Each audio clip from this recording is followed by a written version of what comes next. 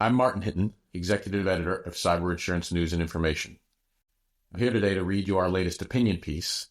The first I'll be reading myself. We've been using automated voices until now. But before I do, I wanted to give you some context and a little background regarding my career. I've been a television producer and journalist for over 3 decades, and I've had a pretty wide-ranging experience, from military history documentaries to live political news to investigative reporting, digital, you name it. In that time, I've been afforded an interesting perspective on how we use words. And there's something relevant to this first opinion piece that I'm going to read in a minute that relates to that. And it's the overuse of words, the exaggeration we get, that everything's exclusive, that everything's breaking. And I've come to the conclusion that that's diminished the industry's ability to reach people. People have become numb to those words. They don't mean what they mean anymore. And that obviously hurts our ability to reach people with information that's important, information that they need or could use to improve their lives. That said, and the reason I mentioned it, is this next piece might be accused of being hyperbolic or alarmist. Maybe it is. Maybe it overstates things, but that's what opinion pieces are for, and that's what comment sections are for.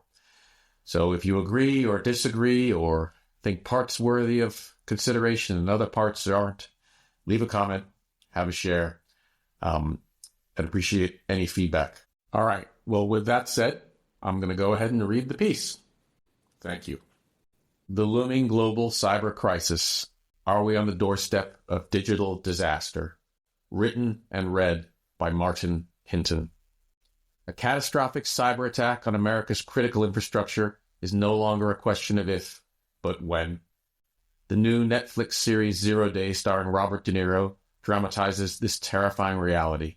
A massive cyber onslaught that cripples infrastructure, claims thousands of lives, and plunges the country into chaos. State-sponsored cybercrime, cyber warfare, or a 0 Day cyber attack are not science fiction.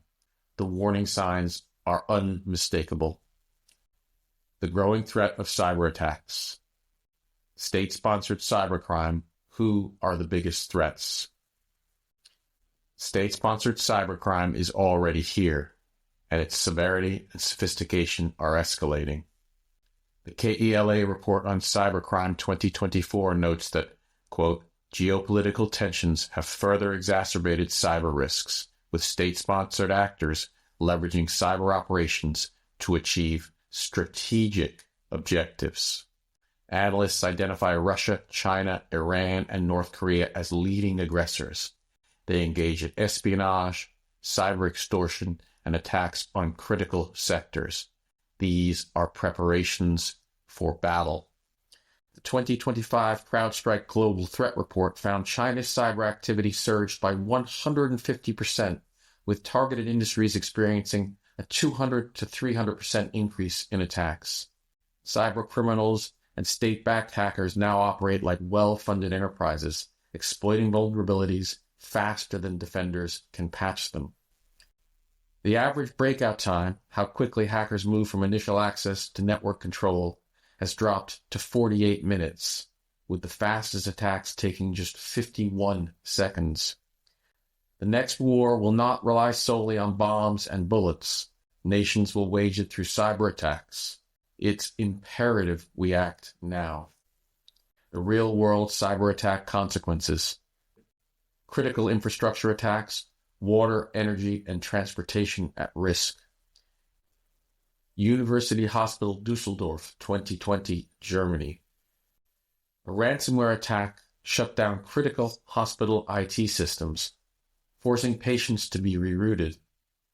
One patient died after paramedics redirected her ambulance to another facility 20 miles away. WannaCry ransomware attack, 2017 global, notably the UK. WannaCry crippled healthcare facilities, canceling thousands of medical appointments and surgeries. No direct deaths were recorded, but it seriously threatened patients who depended on timely care. Medtronic, insulin pump vulnerabilities, 2019 global.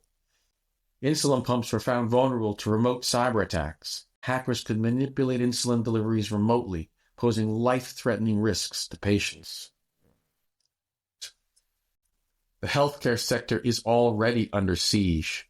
The 2025 Breach Barometer report reveals that over 300 million patient records were compromised in 2024.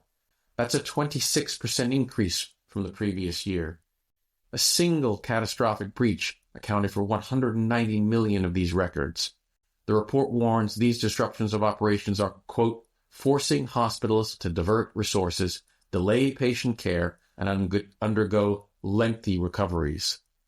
Beyond healthcare, the potential to kill in large numbers exists, and attempts at it have been made.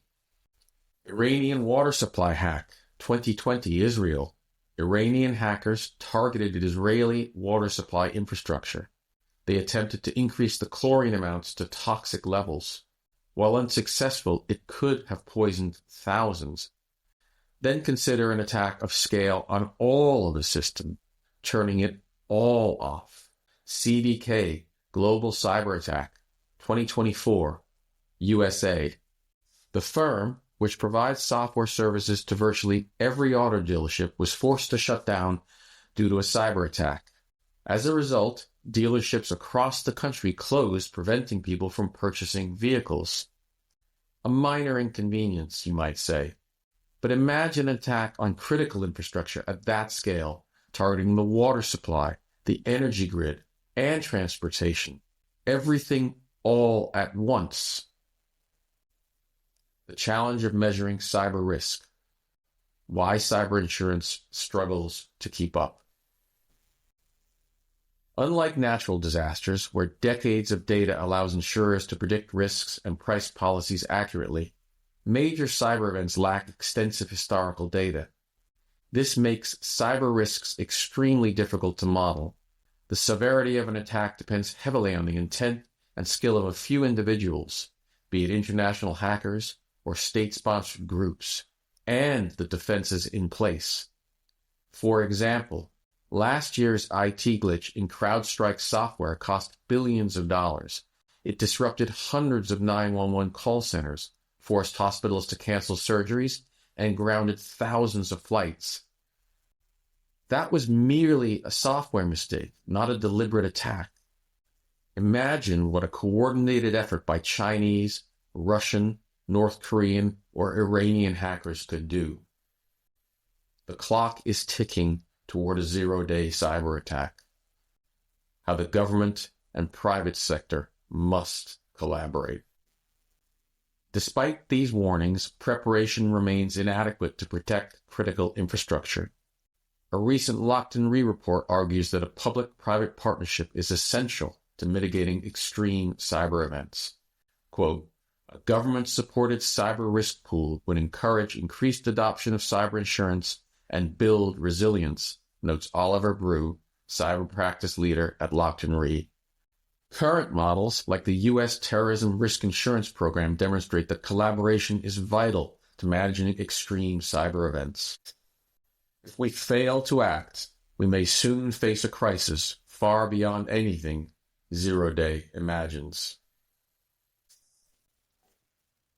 This piece was written and read by me, Martin